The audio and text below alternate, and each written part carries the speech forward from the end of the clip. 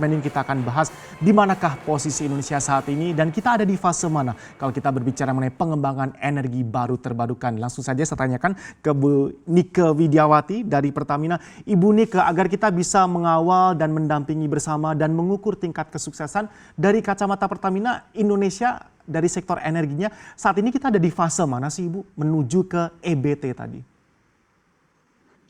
Ya, jadi kalau saya lihat sih trennya sudah mulai meningkat. Tadi Pak Joko menyampaikan bahwa eh, EBT di dalam fuel mix Indonesia kan sudah mencapai 11% dan ini akan terus kita tingkatkan sesuai dengan target yang dicanangkan oleh pemerintah.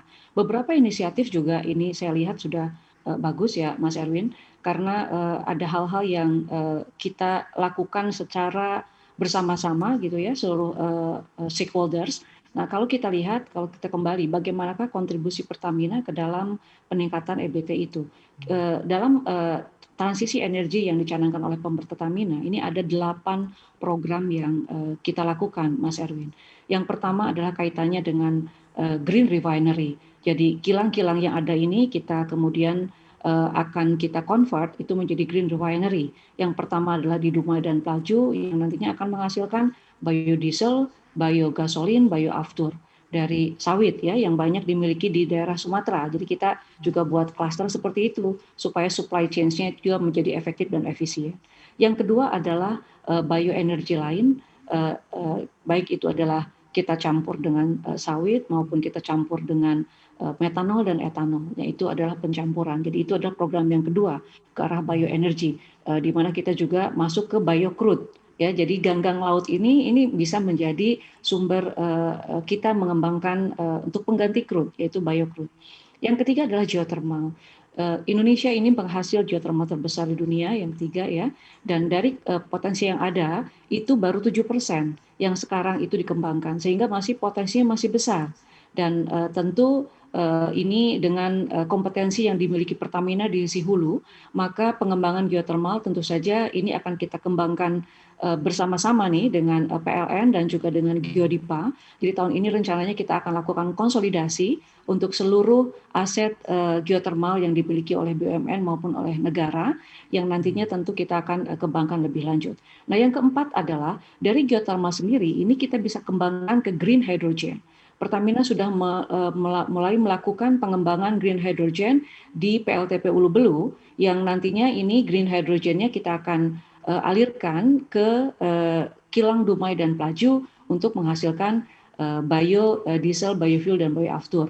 Potensi Indonesia dengan PLTP yang banyak, tentu ini bisa menghasilkan green hydrogen yang banyak, dan ini sangat ramah lingkungan. Nah, yang kelima ini adalah EV baterai. Jadi kita harus kembangkan karena potensi juga mineral Indonesia ini sangat besar dan kembali kita lakukan secara sinergi dengan PTBA dan Inalum yang memiliki cadangan nikel ore yang besar dan juga dengan PLN. Jadi kita kembangkan dari hulu ke hilir nih Mas Erwin. Dari mulai tambangnya, kemudian refiningnya, kemudian membangun pabrik precursor, katot, baterai sel, baterai pack, sampai ke recycling. Dan ini tentu kita berharap nanti Indonesia menjadi pusat pengembangan baterai bukan hanya dalam negeri tapi juga untuk regional dan dunia. Yang keenam ini adalah gasifikasi ya. Jadi gas ini harusnya kemudian mempunyai peran yang lebih banyak lagi. Dan kita harapkan ini dapat mendorong industri gitu ya, bukan hanya gas itu kan ada 3 ya, gas untuk mobility, kemudian gas untuk electrification, dan juga gas untuk industri. Nah, kita harapkan ini akan terjadi peningkatan dengan pembangunan infrastruktur baik midstream maupun downstream dan juga tentu di hulunya. Yang ketujuh adalah new and renewable energy lainnya. Pertamina sudah mulai juga membangun pembangkit listrik dari biogas, dari limbah ya, limbah sawit dan juga biomass. Tentu PLTS juga kita dorong karena kan pemerintah juga mendorong ini, maka mulai tahun lalu kita sudah mulai melakukan pemasangan solar PV itu di SPBU. sudah hampir 100 SPBU kita pasang, dan tahun ini kita harapkan semua SPBU ini sudah menjadi green juga gitu ya. Dan di kilang-kilang kita juga sudah mulai bangun di Cilacap, di Dumai, di Balongan, dan nanti semua kilang juga dan semua aset Pertamina akan kita bangun. Tentu ini akan bagus menambah renewable energy di dalam energy mix-nya Pertamina.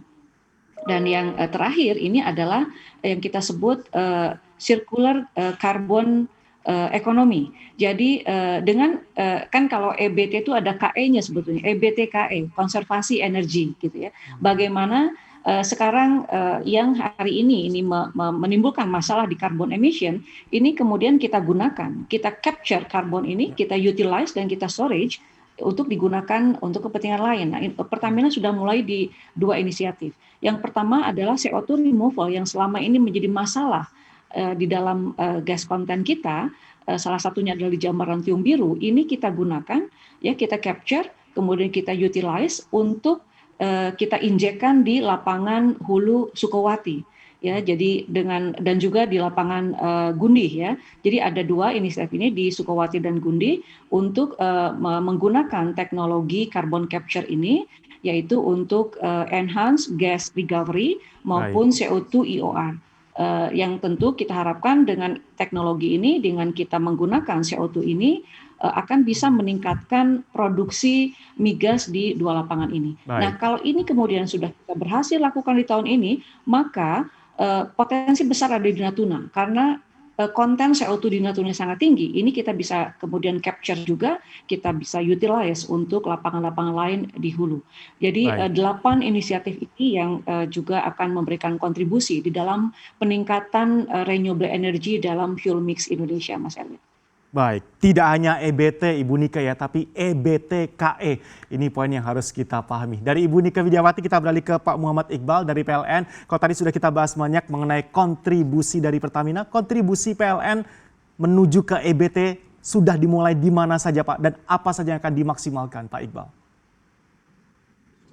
Terima kasih. Jadi posisi kami dikasih target oleh pemerintah bahwa kita harus bauran energi dari sektor listrik itu 23%. Saat ini kami realisasi tahun 2020 pada kisaran 12,5 sampai 12%. Nah ini masih PR masih panjang, kita punya waktu masih 5 tahun untuk melakukan mencapai pemerintah. Saat ini kami sedang proyek PLTA kami di Sumatera Utara, di Provinsi Aceh, PLTA Pusangan, PLTA Asahan 3, dan di Jawa Barat juga kita punya PLTA Percisokan. Ini kita kebut semuanya untuk mengejar target 23% di tahun 2025. Tetapi memang itu masih kurang. Kami masih juga membangun beberapa pembangkit PLTS, PLTP yang akan kita Uber di Nusa Tenggara Timur untuk mengejar target bauran energi.